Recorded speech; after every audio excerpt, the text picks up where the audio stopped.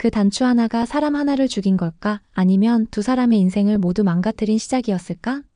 황기찬의 커프스 단추.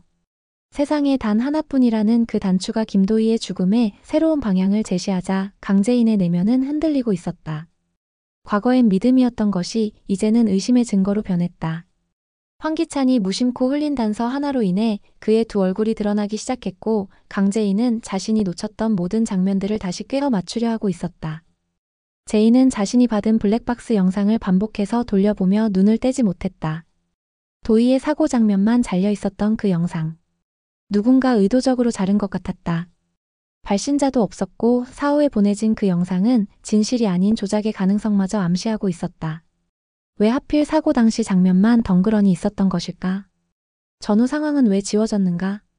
강재인의 머릿속은 끊임없는 의심으로 뒤덮였다. 김도윤 역시 같은 생각이었다. 그는 도희의 오빠로서, 의사로서 감정을 누르고 차분하게 분석하려 했지만 가슴속에서 끓어오르는 분노는 그를 잠 못 들게 만들었다.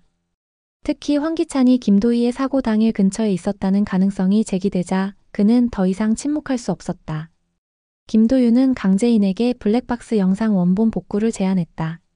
과학적으로 접근할 수 있는 방법이 있다며 IT 전문가에게 의뢰하자고 말했다.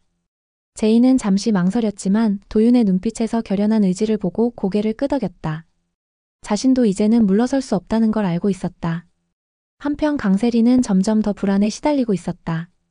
그녀는 이미 황기찬과의 공모로 도희의 사고와 관련된 진실을 숨기고 있었고 심지어 그 단추가 도희의 유품에서 나왔다는 사실을 알고 있었다. 처음엔 몰랐다.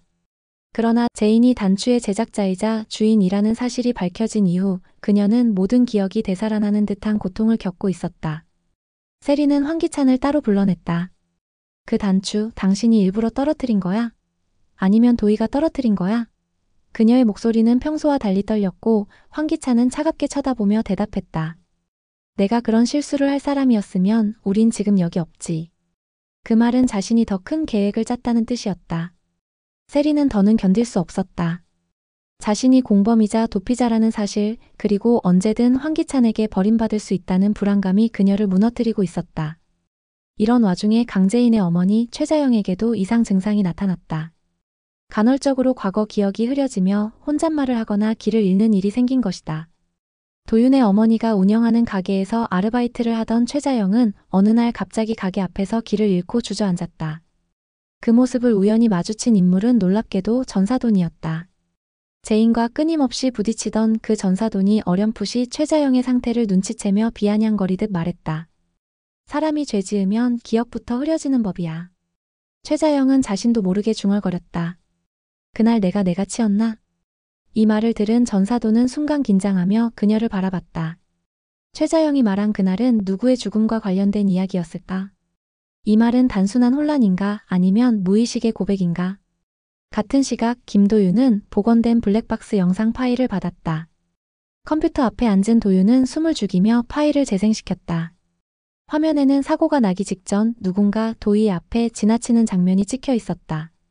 다름 아닌 황기찬이었다. 심지어 도희를 부르는 그의 목소리가 영상 속에서 작게 들렸다. 김도희. 이후 영상은 끊겼다. 도윤의 눈에 핏줄이 선명히 떠올랐다.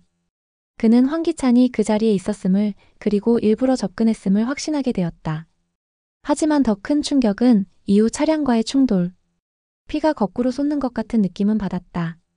바로 이어 나타난 사람 바로 강세리였다.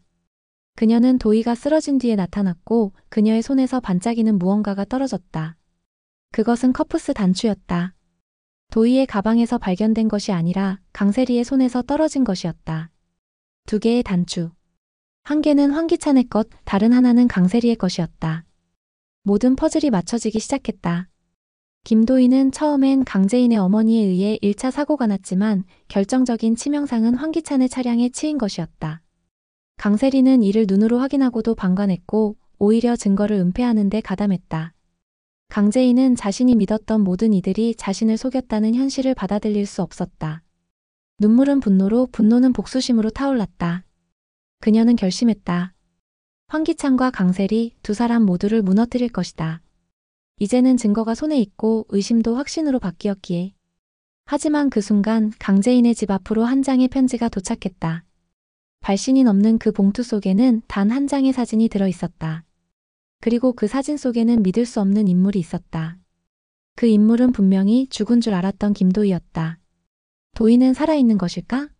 아니면 또 다른 음모가 기다리고 있는 것일까? 진짜 지옥은 이제부터다.